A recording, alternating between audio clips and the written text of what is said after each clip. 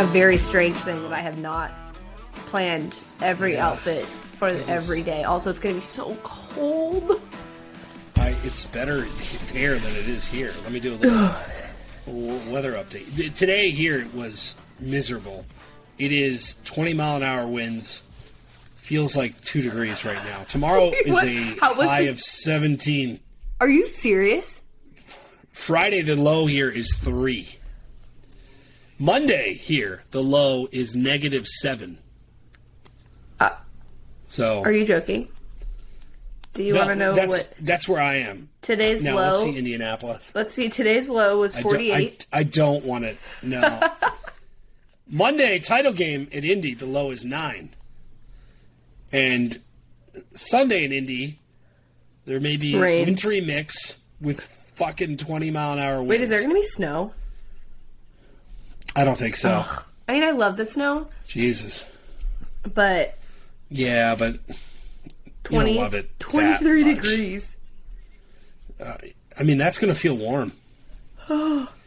Fucking hate this shit. I'm cold just thinking about it. How are we starting this thing? Do you want me to crack it? Yeah, you can crack it and start it off.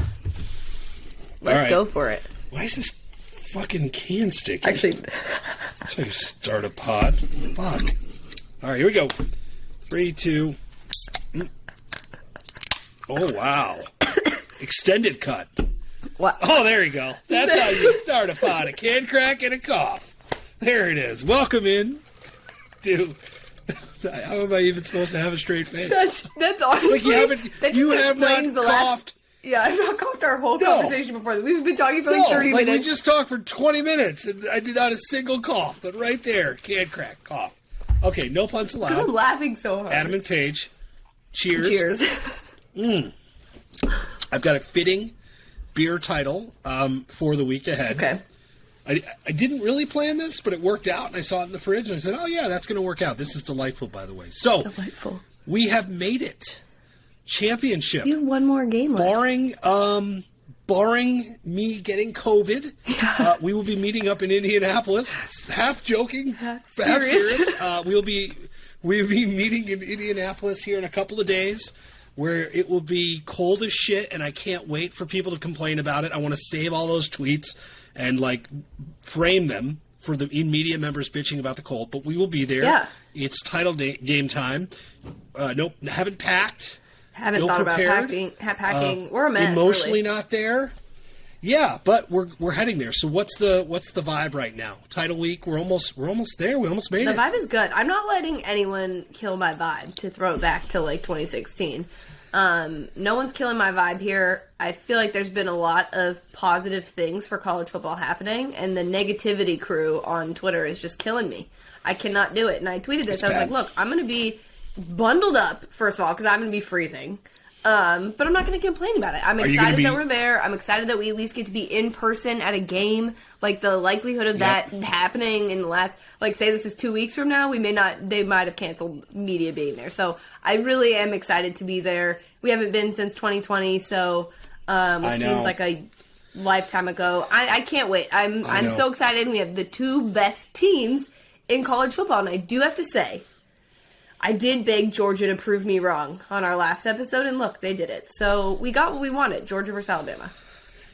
Yeah, the semis sucked. I love college football, but they kind of sucked. We'll break that down. We'll talk about the negativity thing. This is always a really weird week. The start of a new year is fresh start, right? You're thinking about change. Yes. You're thinking your reflection, whatever you're doing to get your mind right for a new year. And our season ends. Yeah. And it's a really weird, I've done this now for over a decade, and I've not quite gotten that rhythm down because everybody's kind of starting up and this thing's kind of winding down. And I get sad because I love this stuff. We were joking about watching that LSU Kansas State god-awful bowl game. I'm going to miss the shit out of a terrible game like that in about 4 weeks, right? In about 4 weeks, I will miss that Tuesday night random 9 p.m. Like, I don't know what was going on there. Whatever. I will crave that. So I always, I have a hard time winding down. As excited as I am for this game, and I am very excited for this game, it's always kind of a weird transition for me. It's weird, too, because I think this year, so, last year was exhausting. You and I can attest, yes. Covering sports. Oh, it's terrible. Last year was so hard. So hard. And I think last year it was okay, we're ready to maybe take a break and figure this out and get some normalcy back. Agreed. I think this year we had such a great year of college football. Yes, a lot of things have changed, and there's so much that is going to change in the next probably 6 or so months with this sport and just how it is, who's where, rules, regulations, all the things. And it is sad this year. I feel and I'm big on New Year's resolutions, making a vision board, doing all the positivity things, but it is weird because I'm planning for the end. And we obviously get to go to the national championship and it's very exciting, but it is sad. It's weird. It's such a weird feeling too. Because you're so used to just going. And I think too, we don't get a downtime during the holiday season. No. Cause it's still pretty busy. And so I feel you enjoy the holiday time, but I don't feel it's over until the national championship's over. And then I'm okay, I guess it's time to chill for a little bit, for at least for me until college basketball. But it's weird. I will say, we'll talk about semis. We'll talk about, all the we'll spin some positive light on the negativity. But New Year's Day was pure joy for me. Even this shit Iowa loss, which sucked, but was also exciting. I mean, it was a great game. It was. The Rose Bowl was awesome. Baylor Ole Miss, even though the corral thing was weird, but that game still had some good juice. That entire day, Oklahoma State, Notre Dame was incredible. And by the way, that was one of my favorite covers of the year. So me too. That day was great. That was all this talk about playoffs, taking away from the sport and the opt-outs and all this thing. And then football just delivered. Yeah. A 12-hour window of just great, different, compelling games. It was a ton of fun. Jan 1, that was one of the more memorable days of bowl season college football I can remember. Well, and I feel we haven't had the back-to-back playoff day then New Year's Day stuff in a bit, because usually it's sometimes the semis are a little bit earlier depending on the calendar. Yes. And I loved having the back-to-back. First of all, I think New Year's is the worst holiday of all time. I just need to throw that out there. I think it's so horrible. I'm not a fan either. I do not like it at all. So the excuse that I have to work it is my favorite thing. But I honestly, it's the best to be able to sit and watch college football in all of its glory on New Year's Eve and New Year's Day this year. Even though people were complaining about the semis, I loved it. Well, do people still do shit on New Year's Eve? I'm a old ass. You're younger than I. I'm. Well, we worked. We watched football, and then I drank. Yeah, I did too. And watched a movie. Yeah, I it was drank very and lame. watched the very shows. I think people do still go out, but I think it's starting to die down because I think people, it's just getting very expensive. Now I sound old. This is how you know I'm about to be 30. I'm it's expensive. Yes. Oh my gosh. Yeah, no, it was college football is a bad idea, by the way, to have the games on New Year's Eve. Just it's fine. I'll do it, conform to it, but it's not a good idea. But yes, my New Year's Eve was very boring, which is okay. I'm okay with Me it. too. Now, let's talk opt-outs. Okay. Why is this still we've been doing this now for a while? Christian McCaffrey has been in the NFL for a while. Opt-outs, by now we should be bracing for this. Mm-hmm. Why is this still a thing? And honestly, throughout, the only thing that killed my vibe, since that's going to be a theme for this, Please Don't Kill My Vibe should be the name of this episode, is when Matt Corral's injury, where every Twitter philosopher comes on and starts speaking for him or for the system. You've got Kirk Herbstreit, who I like a lot, by the way. I think it was poor word choices, but I like he is a genuine he loves football. It's hard for me to blast Kirk Herbstreit because I think he's really good, but his word choice on saying people not loving football, not great. I heard him articulate it actually, on part of my take. I heard him articulate it and was better, but still not superb. Mm-hmm. Why are we doing this still on opt-outs? Why? the more we talk, the less sense we make, I think, when it comes to this stuff. I also just don't understand. I think that my issue with the Kirk Herbstreit thing was I have no issue with you believing that the people that opt out don't love football as much as the people that do, or that choose to play. I think the approach should have been, wow, Matt Corral really loves his team. I am so impressed with that he's willing to go in, even with all of the draft stuff, even with all of the opt-outs, and that it's popular. It's very impressive to me that this is his choice, and this is the choice that I would make. I think focusing the narrative on the negative aspect of it and saying, I can't believe these people are choosing that, and being critical of them for making that choice when, again, it should be everyone's personal choice, just like it's Matt Corral's choice, and no one should criticize him. Like, if you're a scout, you're saying he shouldn't have played. That's not. I don't agree with that either. So I think it's just at the point where everyone. My biggest beef was like everyone is allowed to make their own decision for them. This year in college football has been the biggest step forward for players being able to advocate for themselves. If this is a choice they want to make, that's fine. They are not playing for a championship. I understand that opting out of the Rose Bowl is something we never would have heard of before. But that's not where college football is. So either they grow with the times, and maybe us criticizing them for clicks and likes and to have a hot take is tired. Like, we need to move forward with the sport and start criticizing for shit that in 5 years won't be relevant either, because the sport will change. That's how it is. Joe Tess, I thought, had kind of the oddest comment where I think he said like he was doing it the right way, like on the broadcast, which was like, dude. So okay, couple points. Matt Corral limping around, getting carted off. The worst. People were like eulogizing him though, like, oh, the guy's dead. Like, okay, relax. Let's relax. Yeah. Like, he's walking on it. He's limping around. It's not a long-term injury. We're okay. I fucking hate Twitter doctors, and I hate Twitter, like, shrinks. And that's what we had. Like, see what you did? He played, and now his career is ruined. Like, I just thought it was ironic. Relax. I did think it was a little ironic that he put that negativity out there, and then this happened just to prove the other side right, and it annoyed me. If you're Kirk Herbstreit, you're like, God damn yeah, it. exactly. Damn You're it, like, I don't need this. And I tweeted at him, and then I deleted it because I was like, you know what? That's not fair. Just because I don't agree with him doesn't mean I need to attack him. I'm trying this whole kindness thing on Twitter in 2022. Let's see how it goes. I think. Oh yeah, okay.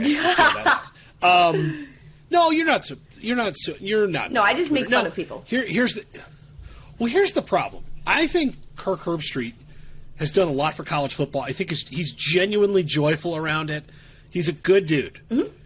But he comes from ESPN, which has completely blown up all of this and added to the situation of opt-outs and money and the discomfort surrounding the sport. Mm-hmm.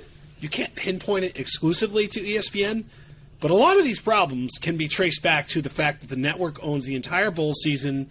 It's a huge issue. There was legitimately an article about how the original 12-team playoff expansion was solely due to the fact that ESPN was pushing for it. That people that work there were pushing for it behind the scenes. And not only that, like the reason this thing is held up is because you have the SEC network, you have Oklahoma, Texas, you have people now not wanting this conglomerate, they want to open up the bidding, etc. When ESPN personalities who are compensated incredibly well say this, it doesn't come off great. Yeah. It doesn't come off great. And I can't believe we're still doing this. Like, opt-outs are going to be a thing, and that's okay. Like, you could still enjoy bowl season. You could still gamble on bowl season. You could still do whatever. I have a hard time just feeling strong. If a player decides to come, like Sam Howell. Sam Howell played in North Carolina's bowl game. It was terrible. I bet North Carolina. What a stupid ass bet. So did I. And like, that's kind of cool because it is selfishly, we're like, yeah, Sam Howell. I've liked watching him a lot. Matt Corral. Yes. Dude was great. And so selfishly, like, we want these guys to play because we like watching them play college football. Absolutely. Like, that's fine to admit that. I'm also perfectly fine if players get good advice and say, hey, Mr. Pickett, like, don't do this. Come work out with us, and we're going to be done with this thing. I want to bring this forward because I've been thinking about this a lot. We have a opt-out situation brewing with Will Anderson that is Clowney-like, right? When Jadeveon Clowney was approaching his junior year, that's when the conversation started. Does he sit out his whole junior season? Mm-hmm. And I think we're wondering now, and I'm perfectly fine with this, but I'm fascinated by it. Like, when's somebody going to take that next step and sit out a playoff game or quit in October or sit out their junior year? Yeah. Because here's the thing, too, Paige, like Jamar Chase, Micah Parsons, the two likely offensive and defensive rookie of the years, did not play a down of goddamn college football last year. Did not play one down. They, for COVID reasons, they said, I'm out. And we were like, we'll see how that goes. And they have had two of the best rookie seasons in the NFL ever. Yeah. So I'm not saying that Will Anderson's going to say no. In fact, you talk to people who say, like, the dude just loves to play.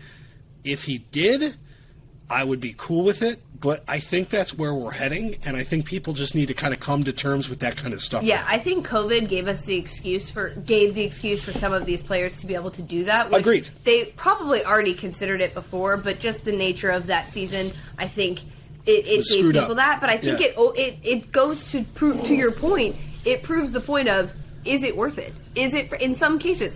And also it's not going to be a universal thing. That's the thing. Like.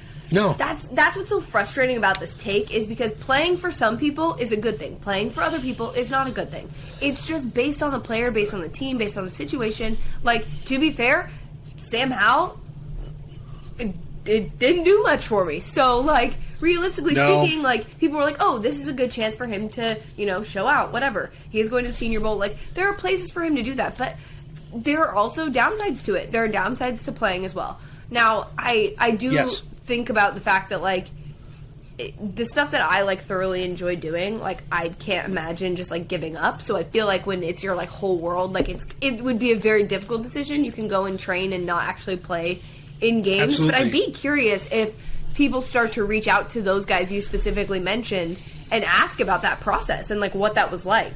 Because it's very unique. There's a blueprint for it if someone wants to do it, right? Christian McCaffrey and Leonard Fournette sat out a bowl game. It was pretty bold at the time. Was the most obnoxious, especially because it's going to hurt their draft stock. Yeah, especially because I would die on hell for Christian McCaffrey. Like that was the worst, having to listen to all of that. I think Will Anderson is a unique case of a guy that is essentially, as a sophomore, proven he's the best player in the sport. And one of the best defensive players we've seen probably in the last 5 to 10 years. So now, okay, he comes back to a really good team and can win again. And I kind of thought, like, I'm not going to ask Nick this because I feel like our relationship would be severed if I asked him this question. I could just see, like I could see Josh him bursting into Maxson, flame. they're Alabama. Our media court just looking at me like, you dumb son of a bitch. Like, no, I'm not going to ask him the question. And Josh would not be wrong, but I do think it's a really interesting conversation, and it's unfair to ask the kid this right now, like, you're thinking about opting out, but I think it's kind of unique. I saw it on Twitter today, start to gain some steam. Like, here's a dude with 30-plus tackles for loss, was the best player again in their last semifinal game. What's he going to do? So the point really isn't just him, but I think opt-outs are here. Embrace them or don't. I don't really care. Yeah. It's not going to change anybody's decisions. But just the venom surrounding all of this is really odd. It's wild. This stuff has been around for a while. One more thing about opt-outs before we move into, I do want to talk a little bit about the playoff expansion conversation. One thing I will say is that as you were talking about this, what is going to happen, and I just said, like, we're going to have stuff change in 5 years from now that wasn't even on our radar. You know what's going to happen is if players start to decide to opt out of years, okay, then we're going to have the conversation about the draft eligibility rule and the things that go into that. Oh, yeah. Like, that's the next thing. That is literally the next thing that we're going to be talking about. That's the next domino to fall and change and all of that. So, that, as you were saying that, all I could think was, as soon as that happens, they're going to have to change that rule, because then it's going to be bloody for the first few that decide to sit out in non-COVID years for a full season. Yeah. It's fair, but then the conversation of changing the rules so that they're not having to sit out a whole year and can be in the NFL and making money. Well, screw it. We'll do it this way. It's totally gonna start happening. But anyway, that just was something that, as you were talking through it, I was like, oh no. But playoff expansion and bowls, I do want to talk about this because I think there's been part of the negativity has been that, like, you know, bowls don't necessarily matter, and like, oh, don't expand the playoff because the semis sucked. Here's my 2 cents on expansion of the playoff. I literally don't care if we end up with 4 SEC teams in the top 4 if you've made these bowl games count. Those were exciting, fun bowl games without there being anything besides winning a bowl game up for grabs. Oh, yeah. And so, like, I understand that people are like, well, Georgia and Alabama. I get that they're going to be the top 2 teams. That's not my point. One, you're going to have somebody that ends up losing to a team they're not supposed to lose to. That is just bound to happen. If you have 12, the odds are ever in the favor of someone who's an underdog, okay? Yeah, will it be exciting for a game or 2? Yeah. Okay? It'll be exciting for a game or 2. Yes. Will they end up not playing in the national championship? Probably not. But it just is fun to add that element to it, because it is going to add. You will see people play because it will be for something. You will still see people opt out. But I hate this thing that's like, well, if you like bowl games, you can just watch those bowl games. Even if the playoff is expansion, like, you still get to watch those games. I get it, but it's still, there's an added fun to it. Just like I'm a huge college basketball person, there's an added fun to the fact that it's anyone's game. Like, it's anyone has the opportunity. You never know. Football, it's a little different, obviously, but it still would make these things way more interesting and way more exciting, I think, to the casual fan, maybe not the diehard who's watching all these bowl games anyway. I think that's a really good point, and we'll talk about those 2 games specifically. Mm-hmm.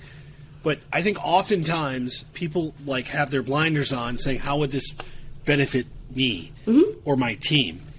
But, like, this would not negatively impact the regular season, first of all, which seems to be the biggest argument. You would get more meaningful matchups at the front end of the year, because there's a mulligan or 2 in there for teams. You'd get 3 lost teams in the playoff. I'm okay with that. You'd get better games across the board, and you would expand the net so much wider, especially if you tied in conference championships, where, like, the last, like, 6 weeks of the season, or the last 6 weeks of the calendar, I guess, where you've got championship week and then the playoffs, would be awesome. You could get games on campuses, which I think, frankly, the playoffs sorely misses. You do all this shit in college environments, and you go to these sterile, weak-ass fucking NFL stadiums, and it's just not the same. It's very corporate, right? Like, it is. It's just not. Like, Indy will be great. It'll be a great scene. Georgia fans, Bama fans will show out. It's still not the same. If you were to do the quarters, I guess, on a college campus, it would be awesome. It would be amazing. And I know Nick Saban was like, you know, the games, more isn't necessarily better. And, like, you're still going to have some blowouts. NFL playoffs. There are years where, like, the first weekend of the NFL playoffs, the games all suck. You've got, like, 6 games, and they're all bad. You're going to get more games. This is really kind of a basic-ass blueprint. Give me more chances to get more great games. All those games on Jan 1st, with the exception of Iowa-Kentucky, which was not like a playoff game, pains me to say that, are like potential playoff matchups, right? Like 7-8, 5-12, and they would have been bangers. They were bangers. And they would have been fine. They would have been fine, obviously, with stakes attached. So just do it. Yeah. This system ain't working. It's fine. I could deal with it. I'll love it. It ain't working. Think about, like, a couple weeks ago when I told you I was being a prisoner of the moment, and I was like, I feel like anyone can get into the playoff right now because of the things happening. That would stay longer. Like, we would get that through the end of the year because you'd have conferences where things actually matter, and you're not like, oh, nope, this is going to end up the way we think it's going to end up, and there's only one game that really matters. There's going to be multiple games that really matter towards the end of the regular season. So, I don't know. I love the idea of playoff expansion. Like I said, I could care less if I have to watch 4 SEC teams be the top 4. I don't care. Like that doesn't bother me, and I think there's nothing wrong. And like Nick Saban did say, he's like, I thought that having 4 was too many too, but like that's the nature of what it is. He is fully prepared to move into the next stage of this because he knows it's coming. He does. Well, he does realize he is the reason this is kind of happening, right? Like the other conversations, it's like expand the playoff or wait for him to retire. I mean, seriously, like that. Well, we've had this conversation a lot because I know you're excited about Kirby, and obviously we'll get there. But like, it is really about just whenever Nick retires, then it's up for grabs. Then it's back to it's even. So they've made the national championship in 6 of 7 years. Let's talk semis. Yep. That's perfect because I wrote about Saban this weekend, and like you look at the accolades. So Alabama beats Cincinnati. I mean, it was going to happen. Cincinnati, by the way. Constrictor Bama. By the way, Cincinnati deserved to be in the playoff. That's it. Yes, that's all we need to talk about. Yeah, for sure. That's it. Congratulations, Cincinnati. You did it. Proud of you. Great year. Phenomenal year. Yes. Watching Luke Fickell get choked up was like moving to me. Like that was cool. Like he stayed at his school. They got their ass kicked, and yet like the guy has been on this magical carpet ride for 2 years, and you could see it pour out. Like it was neat to see him do that. But you could kind of tell that game wasn't going to go well. No. Actually, that's kind of the theme for both games. Frankly, in the first 2 minutes, you kind of knew what was going on in terms of size up front. You knew it was going to be probably a tough matchup defensively, like for Cincinnati up front, and then a healthy Brian Robinson for the first time in a while just ran wild. I think my takeaway on this game, yes, Cincinnati belonged. That's one takeaway. But this was pre-Lane Kiffin, Alabama. This was boa constrictor football, rushing the quarterback, running the ball. Oh. Who's at your door? My dog. It's probably somebody That's aggressive barking. It's actually, are you being robbed? No, someone's definitely dropping off a package. Someone's up at our front door. Gosh. No one is breaking into this house, trust me. No. I was going to say. Probably like the nicest dog. He looks nice. Okay, but it can be a dick. Yeah, he'll bark at you, kind of. But he also won't bite anybody. That's the funny part too. He's never bit in his life, so it's like great. Literally all bark. Yes. But no. So I thought this game kind of played out as planned. I think the one takeaway, Paige, and this kind of leads into some championship conversation to come. Bryce Young looked a little shook finally. Like Cincinnati did what Georgia could not. They couldn't stop the run worth of shit. Which is probably part of the problem. But they pressured him, and for like the first time all year, literally I think all year, maybe with the exception of Auburn, he looked really uncomfortable in the pocket at times, which is like not something that has happened. Cincinnati did a hell of a job for that. Did. If I'm Georgia, I'm watching that tape because I'm saying, guys, this is the shit we failed miserably at, and look what they did. Now we have to stop the run somewhere. So the game was kind of what we thought it would be in a lot of respects, with probably a little bit less points than I thought we'd get. Yeah, I bet the over. So shame. It's been overs have been an enigma here. I really need to not. That's part of my New Year's resolution is to not bet the over, and we'll get to that later. Oh no! I know. Oh, no. I know. But honestly, does it really apply for like another 6 months or so? So we're okay. No, but, there you go. Exactly. That's the spirit. I agree with you. I think it was exactly what we thought it would be. Obviously, Bama covered because you never bet against Nick Saban. You just don't do it, and I'm sure you'll do it later today. But sneak preview. Yes. But I think Cincinnati absolutely deserved to be there, and Alabama was just Alabama. And like you said, it was so weird to watch Alabama run the ball the way they did. Not to say that they haven't the last couple of years, but it was just so, like you said, pre-Lane Kiffin of just like what you know Alabama to be. And no, I mean the quarterback play at Alabama during that time was nowhere near what Bryce Young is capable of, but Jay Coker, not Bryce Young. But it just was I can like go through my Rolodex of average QBs. Yeah, exactly. But game managers. But you now have a guy who was struggling in that capacity. But also, I just love that he he was still smiling the whole time. Like, there was no worry in his mind that they were going to lose that game at all. It was like, hey, I'm struggling, but keep going, just do it. So that's why I'm not worried about the national championship. The other semifinal game, not what we expected. Yes. Not. We got caught up in the moment of seeing Georgia versus Alabama, and it backfired because Georgia looked great. Props to Stenson. Yes. All right. He's a good quarterback? I don't know. I feel weird. He's good. He threw some dimes. This was a game, more so than Cincinnati, like, you watched the front play, like the line play, and you're like, oh my God, like, Michigan is fucked. Like I mean, literally, like, it took me about 2 minutes watching Aiden Hutchinson, who did nothing, who was amazing, and he just, I mean, the shots of him just getting, thrown around. Pummeled, yeah. It was fascinating. Now, the other thing that was fascinating, though, like, Georgia went, like, to an all-screen offense for a while, and then would just, like, throw a bomb to James Cook or Bowers. Oh, my God, by the way. Yeah. He is... Like, my guy Darnell Washington, like, they've got two legit, like, 5-star tight ends, and Darnell, who's 6'9", 260 pounds, is, like, an afterthought because they have a guy that, talking to some people this week, think is, like, the future at the position is this guy Bowers. So I just thought Nakobe Dean, oh, my God, like, that dude made himself some money. Jordan Davis, of course, was great. The difference in athlete, and we'll talk about the Harbaugh thing, was striking. If I'm a Michigan fan, kind of like Cincinnati, unbelievable year. You've been the joke for 7 years. It's been the Harbaugh joke. It's been shit.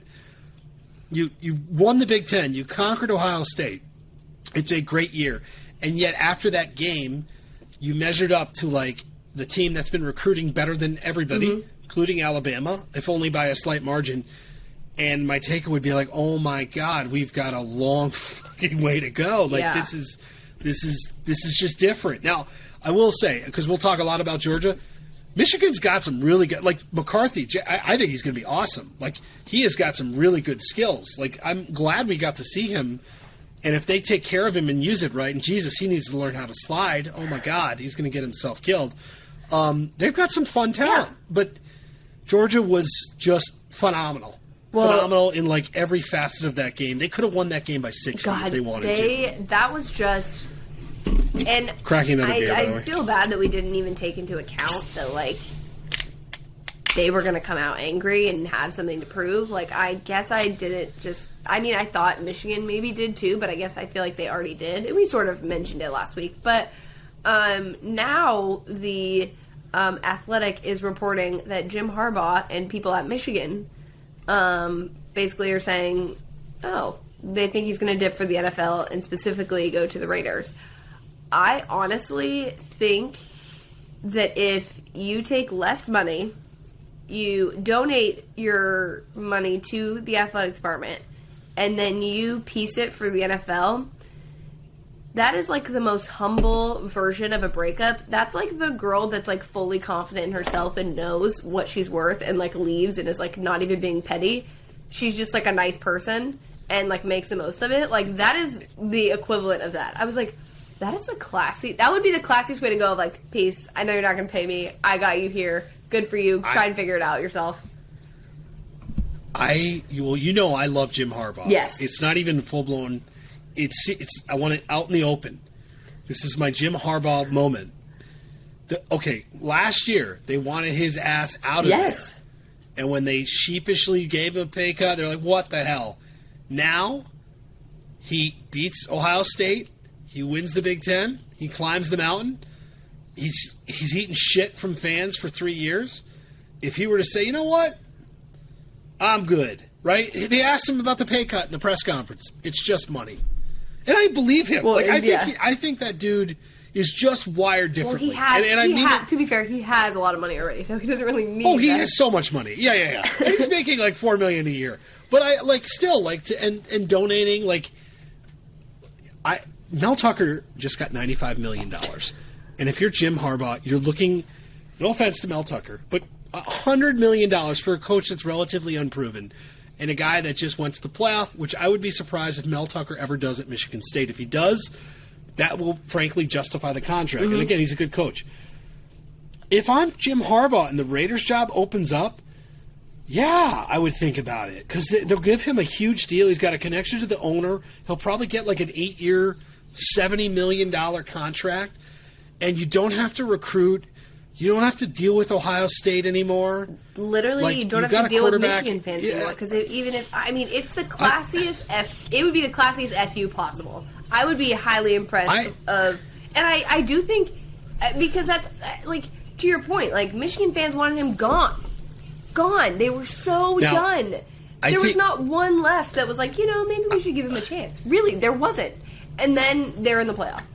It's like, and then they're excited. I do think he loves it at Michigan. And ultimately, I think this is probably a pitch to his agent to get more money.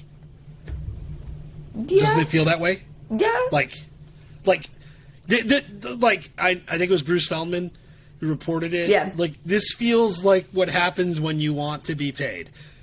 But, it's so like what do you give him then? Because you just cut his pay a year ago, right? That much changed? The whole model changed. Like, I'm fascinated by all this. If he wants to go to the NFL, like the names that we're seeing tossed around, like Bill O'Brien, no offense to Bill O'Brien, I mean, Alabama fans would be really happy fill. if Bill O'Brien took an NFL job. No, like Josh Gaddis, the OC, who I actually think has done an awesome job. Excellent job. Phenomenal. He probably makes a lot of sense. So, but you get into names here that Michigan fans, like, they have Jim friggin' Harbaugh right now, and they're going to win 9 to 10 games probably pretty much from this point moving forward, at the bare minimum, right? You're going to lose to Ohio State still. Is there anyone who's been as successful as Jim Harbaugh on the field that has been, and I say on the field because there's an answer that I'm thinking of, but I don't think it applies to this, that's been criticized this much for the things that have happened?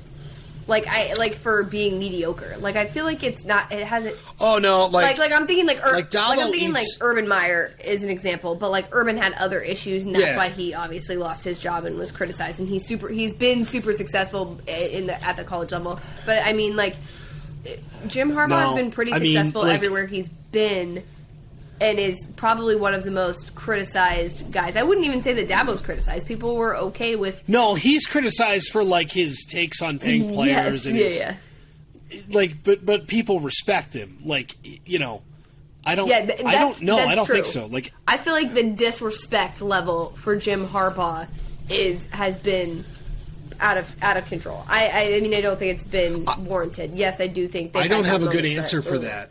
I think Jim Harbaugh's probably they've had some shitty years. Yes. He's easily, and he makes himself a bit of an easy target with just not on purpose, his quirkiness and all that. Like, he's just who he is. But I do think he's warming up now. Granted, they got their asses kicked, but he's got the receiver gloves on and he's warming up. Like, he's just. I just am fascinated by him, and I want him to do that well. Now, okay, before we talk. We got to talk Brian Kelly, too. We'll talk about him. We have to talk Caleb Williams. Yes, we do. Okay. This is wild. Are you surprised? Like, he's gone. Yeah. Right? Well, Caleb Williams. Well, yes, because he said... In the transfer portal officially. He said the potential of coming back to Oklahoma was still there, but Oklahoma said, okay, you're going to leave. We're going to bring in Dylan Gabriel, which is hilarious. That he was committed to UCLA and then switched. But I mean, his OC. His OC. I mean, and by the way, this is the right move for Oklahoma. Oklahoma. This is the right move. You can't wait for this for your quarterback to like leave you at the altar here. You need to get, and I think Gabriel can play a little bit. Yes. So I am surprised by this. NIL, shout out NIL. Caleb Williams is probably going to get paid $1 million to play football somewhere next year. Like literally $1 million. This is going to be wild.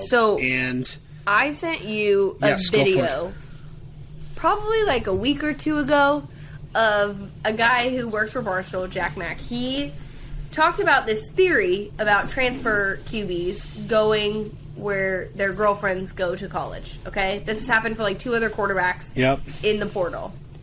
So when Caleb was rumored to be going, when he, after Oklahoma's game, he sort of sidestepped the, like, transfer portal thing and transferring and being there type of thing.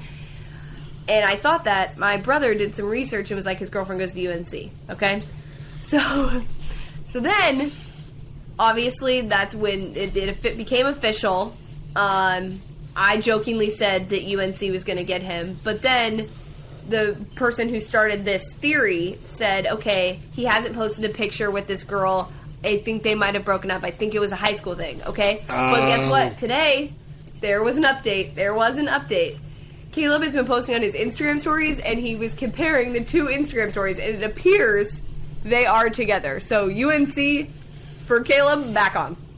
We're back on. So this theory is hilarious, and if you have not seen the video, I will find it and tweet it, because it is so funny, because it's actually accurate for, I think it's like at least 3 transfer quarterbacks so far. But yeah, the transfer quarterback girlfriend theory is probably my favorite college football theory ever, because it's so funny. I could see him there, but Oklahoma's very odd. Yes, but Oklahoma's odd statement, this kind of offered up a little window into how this is going to work. Mm-hmm. You have a freshman quarterback who looked great in the bowl game without Lincoln Riley. Shout out Bob Stoops, by the way. And was phenomenal for a young quarterback. Yeah. Phenomenal. And Oklahoma posts this, he's entered, and we're going to support him, and we'll recruit him, and we're trying to put together a very competitive NIL deal. Paraphrasing. So that is fascinating, right? Now, Caleb Williams, I think his dad has come out and basically said we want to pair him with the best, pro with the mind for professional football. We're going to prepare him for that. Of course, USC immediately comes to mind, but they got a pretty damn good quarterback there. But he also has to play and make money. And this is kind of where I'm going. How many teams next year, I have 2, would say we don't need Caleb Williams? I have 2 next year. And Alabama. They're pretty obvious. Yes. Ohio State. Yeah. So with Stroud. Stroud's phenomenal. Yeah. I mean, Stroud is phenomenal. So you've got... Do you know... You got Bryce Young, you got C.J. Stroud. What other teams... Fucking Georgia should be like... Wait, are they going to get... Georgia are they able to play next year, though? They have to sit out a year. Do you think he'll get an... No, you get a free year. You get a free year without penalty. So if you're Georgia, and you've got 2 quarterbacks that can come back... Yes. So you are... So this is like... If you're Georgia, who has sucked at this position... Sorry, Bennett. But also, question... yes, to your point, I think Georgia is a good option, but... Do you think that they could make a better bid than Texas A&M? Pocket financially, money-wise? And also, Jimbo, that doesn't... Maybe. That's not a bad person to be... No, it's just different. It's... Because also, if you're, wanting... I think... Well, it's like if you want to go, pro-ready... And if you want to play in a cartoon-style offense, you'll go to UNC or you'll go to USC. But yeah. I think he's going to have a lot of options, obviously. But the point is he's going to have every option but 2. Literally, I think he'll go to the I could not SEC. think of if I had school. to guess, I would think that he would go to the SEC. I think it's going to be fascinating to see where he ends up. But yeah, literally every school, I could not find... USC's got a really good young quarterback in Jackson Dart who looks like he's going to be the real deal. And I think Lincoln Riley would say, you know what? Jackson, good luck, buddy. I mean, that pairing would not shock me at all. And you talk about a splash. You get those 2 year 1 at USC. Holy shit. I don't know. That would be...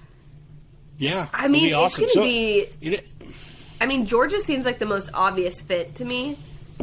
Minus the fact that UNC obviously is part of the theory. But in all seriousness, if I'm someone who wants to develop for the NFL, I don't necessarily, because that was part of the statement, was like he wanted to like be ready for the next step. Yes. Like I don't view Georgia as a place that has done a good job of developing people for the next level and the next step. No, Justin Fields had to go. Yeah. I mean, there was reasons he had to go. Beyond that, I mean, that was bad. Still, but when you think about it, I mean, it makes most sense. But then, like, I look at Texas A&M, and that to me makes a little bit more sense. But I mean, the Lincoln reunion definitely, I can see it. Go play with Lane Kiffin. Go to Ole Miss. That would be fun as hell. That would be so. Actually, ooh, that would be. I kind of want that Put together. That would be very fun. Oh my gosh. Okay. Last thing. We got to talk this game. We got to talk about the national championship. I love this banter. Ooh. But Brian Kelly talking about his accent. First off, LSU. Shout out for playing in that god awful bowl game. You should not have been playing in that game.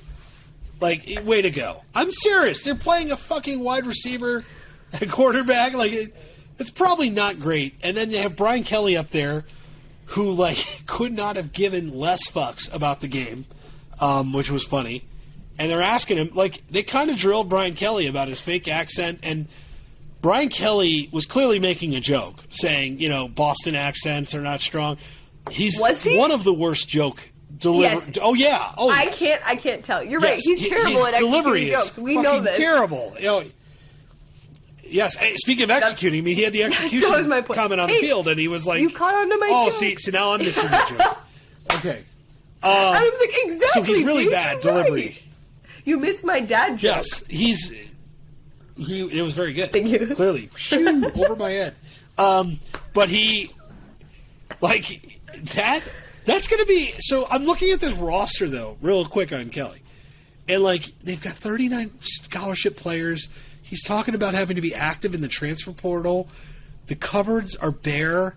They've got a quarterback coming. Like, is this going to be a rough first year? Like LSU is kind of gutted. Like, I'm watching this game, and I'm thinking, like, okay, Brian Kelly will get his hands on this thing. You don't have to like Brian Kelly. A lot of people do not. For reasons, I think, that are somewhat fair. Is this going to be rough next year? Like, is this going to get toxic? Because it could in a hurry. Do you know what I think needs to happen? I think he needs to do the Lane Kiffin method. I think he needs to lean in to being very dry and very blah, but he needs to use it to his advantage. Make yourself still relevant. So continue to make these bad jokes. Continue to make yourself on the internet where people can see you, where players can see you. Lean into it. Like, he needs to lean into it. Their media team has been amazing for years. They need to lean into this. They need to make jokes at his expense. I think that's a good point. They need to make jokes at his expense. He needs to do the FAU Lane Kiffin thing and use it to his advantage. Be relevant. Be talked about. Be on social media. Because, I mean, even his daughter, who is like a TikTok star now because of some of the things she's posted on her TikTok since the change and everything. But What are the things she's posted? She's just posted about like people not liking her dad. Old here. She's like posted about people not liking her dad and just like jokes with like sounds that you can do. It's the whole thing. I'll have to show you in Indy. Okay, sorry, old guy. But old guy I just mean like if I'm him, I'd use this to my advantage because you're right. It is going to be difficult. There's going to be a lot, and like you said, there are people that don't really like him. Lane was in that same situation. There are people that didn't really like him, didn't like the way he went about it. And he turned it into something where now he's coaching an SEC team and people love him. You know what I mean? He needs to lean into this. If I'm his PR person, that's what I'm doing. Lean into it. Lean into the bad accent stuff. I thought the dancing with the quarterback was funny. I know we don't have to like him, but he's just like dad, shaking his dad ass up there with like... And he kind of said, like, dude, it's like a 5-star quarterback. Like, they asked me to dance. I'm going to dance. Which I thought is funny. Like... We can distance ourselves from the person and still say, like, okay. But you're right. Like, the Lane Kiffin book of character reincarnation. Rehabilitation. Is like what he needs to... Legit. Yeah. So, he's going to have his work cut out for him. All right, we got to talk about a real football game. I'm National championship. I can't. All right, are we just... Do we want to turn this picks and pints and just kind of let's give our picks poetic? First and then just explain the rest. So first off, this is just for you, Frozen Tundra. Frozen Tundra. That's I gonna. can't really see that. This light is so bright. It got but so it is dark in your room. This is a local guy. What happened? It got so dark. I don't know. It's the COVID kicking in. I don't know. It's me and my. Oh yeah, the light is like going. It's in and out. I don't know. I gotta stop moving. It's my giant shiny head. Okay, Frozen Tundra. Yes, but this is a local. This is a local beer. Okay. Half Day Brewing, which is an awesome brewery down the street from me. Did you say Half Day Brewing? Really good IPA. Half Day Brewing. There's something. Yes, there's a like brand called Half Half Day. Day It's like that's the like a snowboarding brand. I wonder if it's related in any way. It probably is not, but this is delicious, and it is. But and it's fitting because it's like 0 degrees here now. You are going to clearly. I'm not even looking at our rundown. You're picking Alabama. Oh, I'm betting Alabama. Give me Alabama +3. Give it to me now. Okay, I will take it. I'm not changing my theory on betting against Nick Saban. I don't do it. I don't ever put money on anything against Nick Saban. It will not happen. It just won't. Okay. I can't do it. I don't care how good Georgia looked. I don't care. Can I give myself a little props? Pat on the back? Go ahead. Yeah. The floor is yours. Okay. I'm pulling it up. So back on.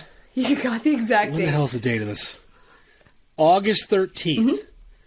I wrote an article about Georgia. And I said, the chalk I'm backing. It's on Bleacher Report. You and I working on this. I was in Lake Geneva, lake house at the time. It was very warm. And it's not warm now. And this is what I wrote. I'm pulling the exact... Good Lord. Wrote about Eric Gilbert. He's not there. Blah, blah, blah. Playing Clemson. That game sucked. Okay. Here's what I wrote. Adam Kramer, August 11th. 13th, whatever it was. It could come down to Alabama yet again in the SEC championship game. After that, we'll have to wait and see.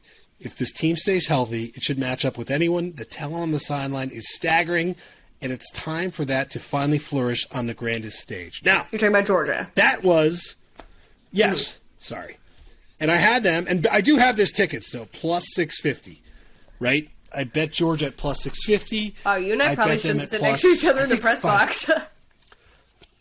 You know what, though? Like, I'm at peace with all of this. Like, my worst behavior in a press box was Iowa-Michigan Big Ten championship when Iowa was like a foot from going to the fucking playoff.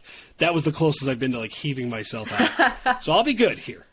But I'm rarely right on predictions. I don't want to be a dick about this. I'm not this is not... I'm like usually I'm dead wrong. Just dying. Georgia, I felt from the start of the season, and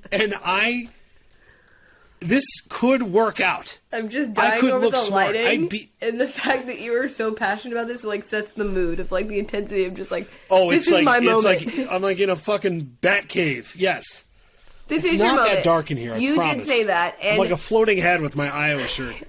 You did say that, and you've been on Georgia all year long, and I agree that Georgia is a good team. I just don't. And look, they proved me wrong on this in the semis.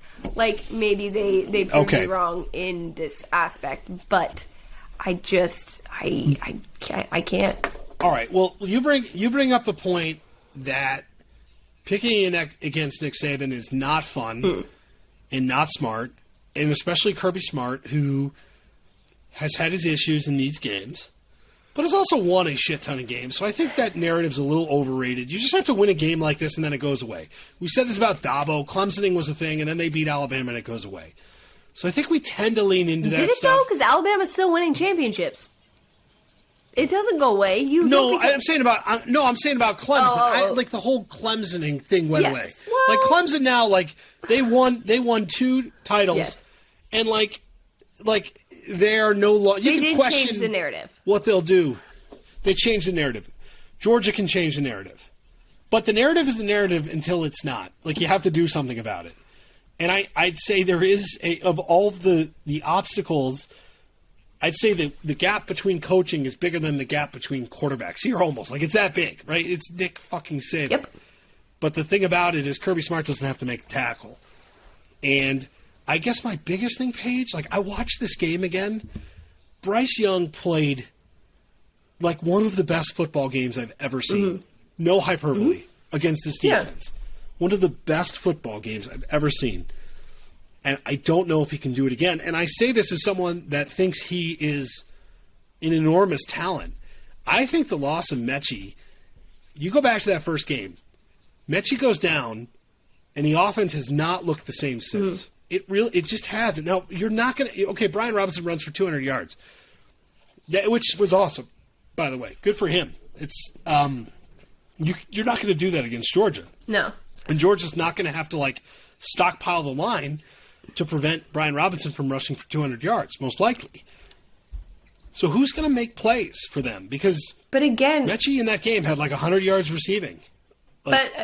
Before he got hurt. You don't have to score that many points to beat Georgia. I understand that I think an Alabama defense against Bennett, I look what happened the last time. You know what I mean? I don't think...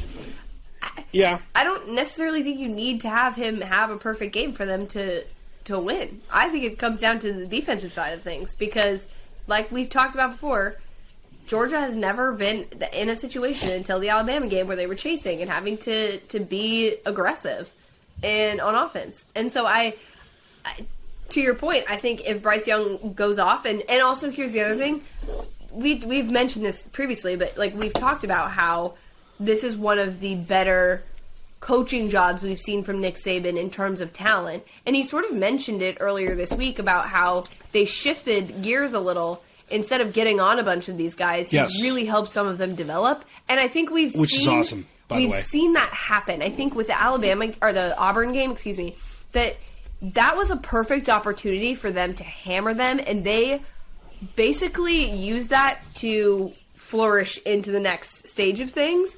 And so I think they're just continuing to get better, and that's ultimately, we talked about this, successful teams get better as the season goes on. I think that Georgia had hit its successful peak pretty early and we haven't seen it until this past week. We did see their quarterback play get better and their offense get better, and be more reliable. Yes. But again, you're playing against Alabama's defense. Yes, for sure.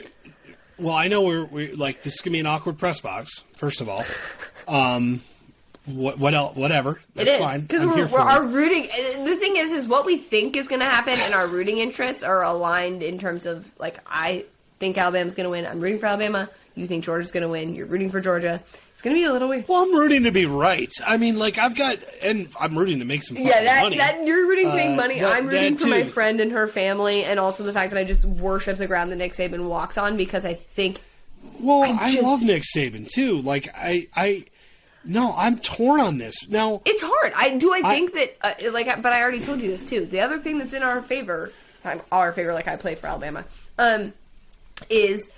Oh Jesus! I thought you were talking you and I. No, our favor. It's going to be great. It's going to be hot dogs at halftime or something. Hopefully, there's good food. No, you're talking Alabama. Oh, by the way, shout out the Mayo Bowl for their. We didn't talk about the Mayo Bath, which, by the way, one of us has to do, and I think it's going to be me, which is upsetting.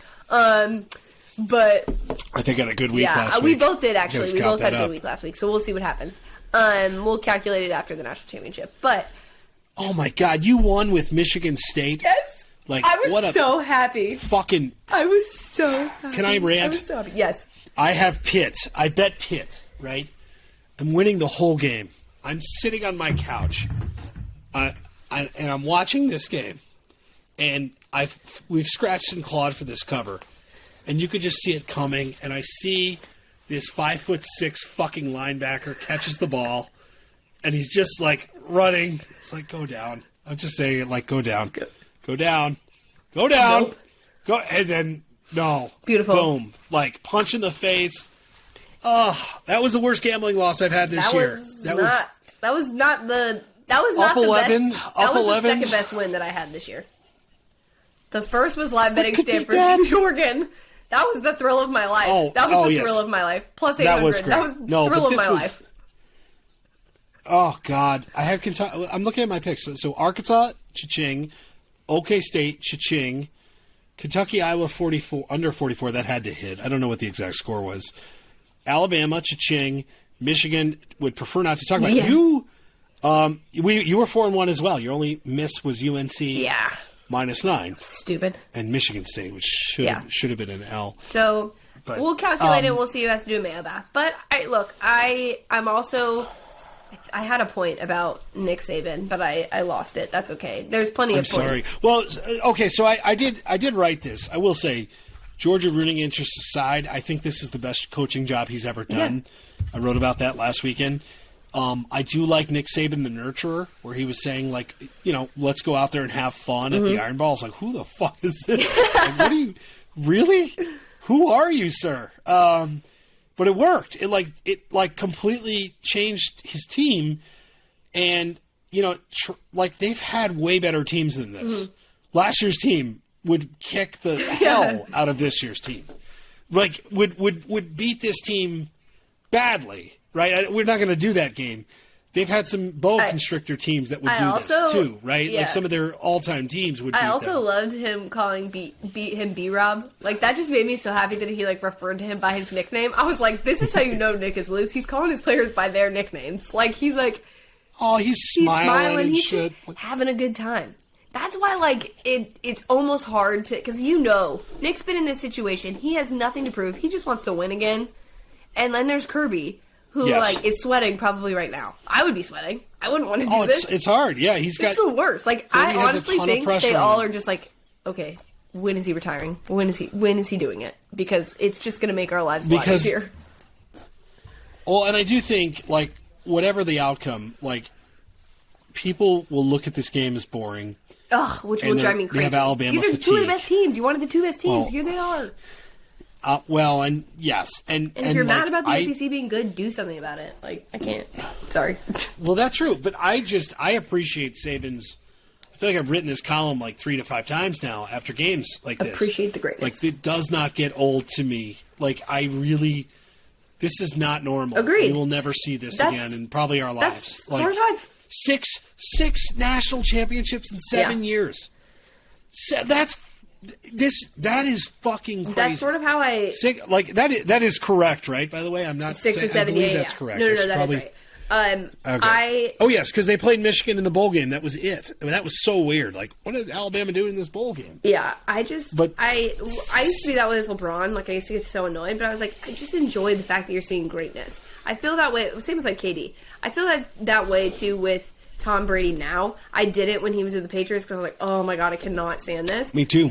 But I love Florida Tom. So you just have to. In sports, there's always going to be those outliers. You have to and honestly, what annoys me about this is it's only team sports. Look at Tiger. No one's like, ugh, I'm so tired of Tiger winning. He can't win anymore. Ugh. Yeah. No. It's just team sports. No, I agree. It's a good point. Which, by the way, can't wait to see Tiger back. Let's hope for. Ugh, I love Tiger so much. Yeah, we got golf season coming. We do. No, I think Georgia's going to win. I think Alabama's going to win, but largely because I want to look right. Largely because I want to be right, and I want. But I'm excited. So we've got Indy's going to be a blast. Indy is a great town. I put this on Twitter. It's going to be cold. It's going to be windy. It's going to be all this. But Indy's a really fun town. It's a great beers town. I am super pumped about it. We're going to get in. I don't know what. I mean, we don't have the one thing about these. Let's bring people behind the curtain because we've done this a bunch. There's a lot of downtime when you go cover these games. Because it's just there's so much stuff. There's so much. I'm not saying we're not working. Yeah, we are. Okay? We do work. We promise. But if you cover the Alabama beat, it's pretty constant, right? You're going to go watch. Well, they're going to close practice, and I'm sure you've got media day, and then you got a press conference on Sunday that if I'm being honest, I don't usually go to. No, you watch it on TV. I'm usually kind of hungover. I watch it on TV, or they send you the transcripts. They make our jobs very easy there. They really do, but it still is. It's like a victory lap for the sport. Yeah. It's a victory lap for a lot of hard work from a lot of people. Well, I love this stadium and venue. Yeah. I love all of this. I'm super excited. It's also a time for all of us to get together who spend a lot of time talking via electronics and not in person, especially with the last couple of years. So it's a very fun time for all of us to get together, and it's so fun to be around people that this sounds so lame, but that understand, that get it, because it's a lot of times people look at working in sports and oh, it must be so fun, but there are daunting parts of our job, and don't get me wrong, I wouldn't trade it for the world, but it's nice to have people that have the same passion, have the same drive, have given literally everything to cover this sport. Yeah. So with my dog barking in the background for the second time, this is how professional we are. 2 packages are here. But yeah, I'm looking forward to it, and I can't wait to be there with everyone and see people in person, and watch a hell of a football game. It's going to be good. Beers. That's all I'm going to say. Beers. Hashtag beers. All right. So we will figure out some sort of pod-related item to do there. We have to talk about this. We are going to do a It's pod been there week. at some point, guys. It's been a year. We will do it. Yes, we'll figure something out. So we'll record there. We'll have some content. Maybe we'll do some sort of live thing if hopefully we're not too intoxicated. I'm going to make you make like a TikTok. That, we are making a TikTok together. Like an actual, like Brian Kelly's daughter. TikTok. The look on your face when I said that to you was like, oh, but it's God. It's like me opening it with reading glasses. It's like, you staring at it like this. What is this doohickey? Yeah, it's like old man alert. Honestly, I can't wait. I'm in. No. All right. So we will talk to you guys. Enjoy the football game. We'll talk to you beforehand, but enjoy the game. Bet Georgia. And we'll see you guys from Indy, very warm Indy, and talk to you guys next week. As we were recording this, oh God, that's gonna be.